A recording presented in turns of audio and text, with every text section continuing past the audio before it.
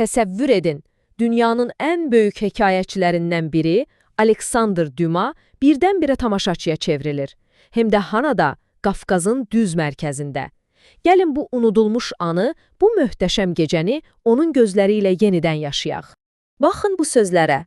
Sanki qələmlə rəsm çəkir. Elə deyilmi? Bu təsvir birbaşa Dumanın öz qələmindən çıxıb. Yaxşı, bəs o kimdən danışır? Ümumiyyətlə biz haradayıq? Hələ ki bu bir sirr olaraq qalsın. Amma bu sözlər o qədər canlıdır ki, sanki zamanı dayandırır və bizi birbaşa o otağın içinə aparır. Deməli, gəlin pərdəni arxaya çəkək və bu ecazkar təsvirin arxasındakı adamı tanıyaq. Söhbət Qraf Monte Cristo və Üç Müşketyor kimi əsərlərin yaradıcısı, məşhur fransız yazıcısı Aleksandr Dumanın özündən gedir. Və o, bu səhnənin sadəcə bir şahidi değildi, yox. O həm də bütün bu hekayəni bizim üçün, yəni tarix üçün qoruyub saxlayan adamdır. Hər şey 1858-ci ildə başlayır. Duma böyük bir səyahətə çıxır. Amma bu səfər onu Parisin dəbdəbəli salonlarından çox uzaqlara, bəli, məhz Azərbaycan torpaqlarına gətirib çıxarır. Və bu, sadəcə bir yerdən başqa yerə getmək deyildi. Əslində bu, tamamilə yeni bir mədəniyyəti kəşf etmək idi. İndi maraqlı məqama gəldik. Duma hələ Şamaxıya çatmamışdan qabaq, artıq şəhərin əfsanəvi rəqqasələri haqqında eşitmişdi.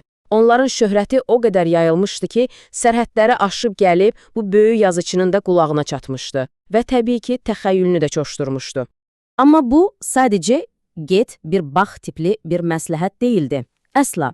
Düşünün, Tiflis canişini Knyaz Dundukov-Karsakovdan tutmuş, Knyaz Bagratyona qədər hamısı yüksək rütbəli məmurlar Dumaya israrla deyirdilər ki, sən mütləq Şamaxı rəqqasələrini görməlisən. Yəni, təsəvvür edirsinizmi, bu sənətkarların şöhrəti nə dərəcədə böyük olub?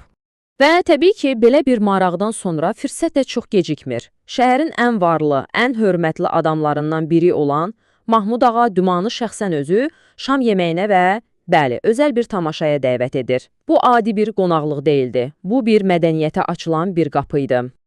Yaxşı, indi gəlin hekayənin tam mərkəzinə, o məşhur gecəyə qaydaq.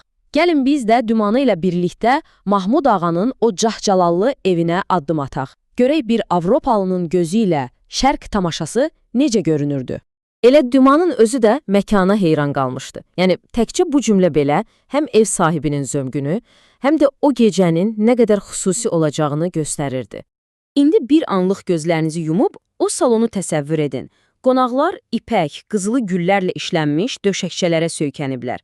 Otaq yarımqaranlıqdır və o tərəfdə, bəli, 3 rəqqasa və 5 musiqiçi oturub.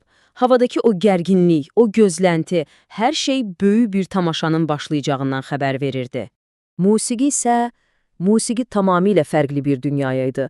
Dumanın öyrəşdiyi Avropa salonlarından fərqli olaraq, burada səhnə tamamilə yerli alətlərin ixtiyarındaydı.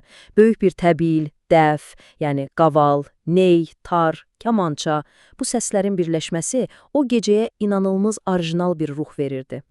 Və beləcə tamaşa başlayır. Əvvəlcə gənc bir oğlan çıxır, sonra başqa bir rəqqasə.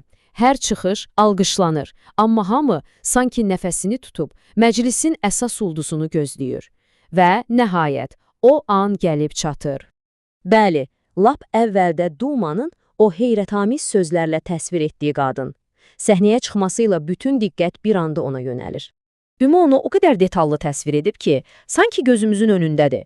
Üstündə qızılı naxışlı qırmızı məxmər arxalıq, altında ağ atlasdan uzun bir don.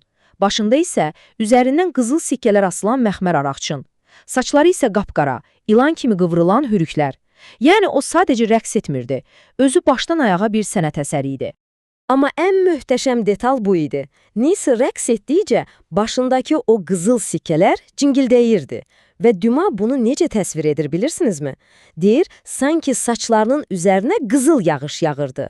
Nə qədər poetik bir ifadə deyilmi? Bu təkcə bir səs deyil, bu hərəkətin öz musiqisi idi. Tamaşa bitir, amma gecə hələ bitməyib. Əksinə, indi hadisələr daha da maraqlı bir hal alır. İki fərqli dünya, fransız yazıcı və azərbaycanlı sənətçilər arasında qısa, amma çox mənalı bir ünsiyyət başlayır. Duma gördüklərindən o qədər təsirlənir ki, adətən çox utancaq olmasına baxmayaraq bir xahiş edir. O, adını eşitdiyi arı rəqsini görmək istədiyini deyir. Amma bu xahiş bilmədən kiçik bir mədəni anlaşılmazlıq yaradır. Vəziyyət isə çox nəzakətlə həll olunur. Dumaya izah edirlər ki, bu rəqs elə-belə məclislərdə deyil, yalnız çox yaxın, məhrəm bir çevrədə ifa olunur. Bunu eşidən kimi Duma dərhal təklifini geri götürür. Bax, bu əsl mədəniyyətlər arası hörmətdir.